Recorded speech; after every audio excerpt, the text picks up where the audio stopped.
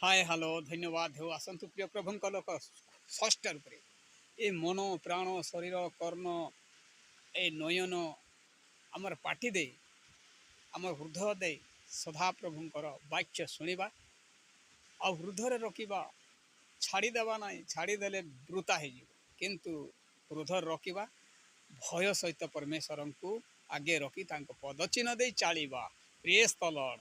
ହଁ ମୁଁ ଆରମ୍ଭରୁ କହୁଅଛି ଆରମ୍ଭରୁ ଶେଷ ଯାଇ ଦେଖନ୍ତୁ ଆଉ ଅନ୍ୟମାନଙ୍କୁ ଯେ ଦେଖିବାର ଇଚ୍ଛା ନାହିଁ ତାହା ହେଲେ ଦେଖନ୍ତୁ ନାହିଁ ଭାଇମାନେ ଆର୍ ମୋବାଇଲ ଫାଟି ଫୁଟା ଯିବା କାହିଁକି ନା ଆପଣମାନେ ପରିଶ୍ରମ ହୁଅନ୍ତୁ ନାହିଁ ଆଉ ଯେ ଯଦି ଦେଖିବାର ଅଛି ଉତ୍ତମ ଭାବରେ ଦେଖନ୍ତୁ ତାହାକୁ ମୁଁ ରିକ୍ୱେଷ୍ଟ କରିବାର ନାହିଁ ତେଣୁକରି ଦେଖୁଥିବା ଭାଇ ପ୍ରିୟମାନଙ୍କୁ ସବସ୍କ୍ରାଇବ୍ କରନ୍ତୁ ଲାଇକ୍ କରନ୍ତୁ କେବେ ବି ଭୁଲନ୍ତୁ ନାହିଁ ଦେଖଲା ମୂଲ୍ୟ ହେଉ ଆପଣମାନେ ଶୁଣି ଛୁଇଁ ଦେଲେ କାଣା ଅସୁବିଧା ଅଛେ ହୋ ହାଏ ଦିନ ଗୁଲା ତ ମୋବାଇଲ ଧରି ଥାଉଛୁ ଭାଇ କିଛି ହେବାର ନାହିଁ ଟିକେ ଏମିତି କରି ଖାଇ ଆଙ୍ଗୁଠି ଦୁଃଖସିବି ଯେ ଦେବା ଆଙ୍ଗୁଠି ଟିକେ ଦବେଇ ଦେବ ଆଉ ହେଲା ତେଣୁକରି ଆସନ୍ତୁ ଆରମ୍ଭ କରିବା ଆମେ ଗୀତ ସଂହିତା 23ର 1 ପଦ ଠାରୁ ଆମେ ପଢ଼ବା। ସଦାପ୍ରଭୁ ମୋହର ପ୍ରତିପାଳକ ମୋହର ଅଭାବ ହେବ ନାହିଁ। ସଦାପ୍ରଭୁ ମୋର ପ୍ରତିପାଳକ ମୋର ଅଭାବ ହେବ ନାହିଁ। ସେ କମଳ ତୃଣମୟ ସ୍ଥାନରେ ମୋତେ ଶୟନ କରାନ୍ତି ଉତ୍ତମ ଗଦି ଉପରେ ଲୁଗା ଉପରେ ଶୟନ କରନ୍ତି ଖମନେ ଡଙ୍ଗରେ ଥିଲେ ମଧ୍ୟ ଚତୁର୍ଦିଗରେ ପ୍ରହରୀ ଜଗୁଆଡ଼ି ରଖି ଶୟନ କରାନ୍ତି।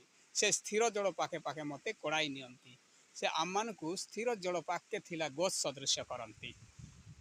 ସେ ମୋ ପ୍ରାଣକୁ ସୁସ୍ଥ କରନ୍ତି। ଅନେକ ଦୁଃଖ କଷ୍ଟ ନିରାଶ ଆସୁଥିଲେ ମଧ୍ୟ ମୋର ଜୀବନକେ ପରମେଶ୍ୱର ସୁସ୍ଥ ବାଲା ଏଣୁ ମୁଁ ମୃତ୍ୟୁ ଛାୟା ରୂପ ଉପତ୍ୟାଗ ଦେଇ ଗମନ କଲେ ହିଁ କୌଣସି ଆପଦକୁ ଭୟ କରିବି ନାହିଁ। ମୋ ପ୍ରିୟ ପ୍ରଭୁଙ୍କର କହୁ ଯେଡ଼େ ବଡ଼ ମହାମାରୀ ଆସୁ ଯେଡ଼େ ବଡ଼ କ୍ଲେଶ ଆସୁ ଯେଡ଼େ ବଡ଼ ଯେଉଁ ଜିନିଷ ଆସୁନି କି ପ୍ରିୟମାନେ ଆମେ କିନ୍ତୁ ମନ ପ୍ରାଣ ଶରୀର ଦେଇ ସଦାପ୍ରଭୁଙ୍କ ଠାରେ ଉତ୍ତମ ଭାବରେ ଶାସନରେ ରହିବା ତାଙ୍କର ବାକ୍ୟକାରୀ ଜୀବନ ହେବା ଗ୍ୟାରେଣ୍ଟେଡ୍ ଉଦ୍ଧାରକର୍ତ୍ତା ପରମେଶ୍ୱର ପରିତ୍ରାଣଦାତା ମୁକ୍ତିଦାତା ଶକ୍ତିଦାତା ସ୍ୱର୍ଗର ଅନନ୍ତ ଜୀବନ ଦେ ନା ବାଲା ପରମେଶ୍ୱର।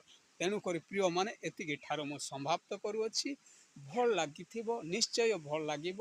ଆପଣମାନେ ଭୁଲନ୍ତୁ ନାହିଁ ସବସ୍କ୍ରାଇବ୍ କରନ୍ତୁ ଅମର ଦାସ ୟୁଟ୍ୟୁବ୍ ଚ୍ୟାନେଲକୁ ଆଗକୁ ଯିବାକୁ ଦିଅନ୍ତୁ କିନ୍ତୁ ପଛରେ ଆସିବାରେ ଦିଅନ୍ତୁ ନାହିଁ। ଆପଣମାନେ ଅଧିକରୁ ଅଧିକ ଜାଣିପାରିବେ ସର୍ବପ୍ରଥମରେ ଆପଣମାନେ ପାଇପାରିବେ। ରହିଲି ପ୍ରିୟ ପ୍ରଭୁଙ୍କ ଲୋକମାନେ ଆଉ ଅନେକ ଭାଇମାନେ ବି ଅଛନ୍ତି ସମସ୍ତେ ଜାଣନ୍ତୁ ଆଉ ଆପଣମାନେ ବୁଝାନ୍ତୁ ହୋ ସେଥିରେ ଆମେ କହିବାର ନାହିଁ ନିଜେ ଜାଣବାକୁ ପଡ଼ସି ବୋଲନୁ ହେଲା ରହିଲି ଭାଇ।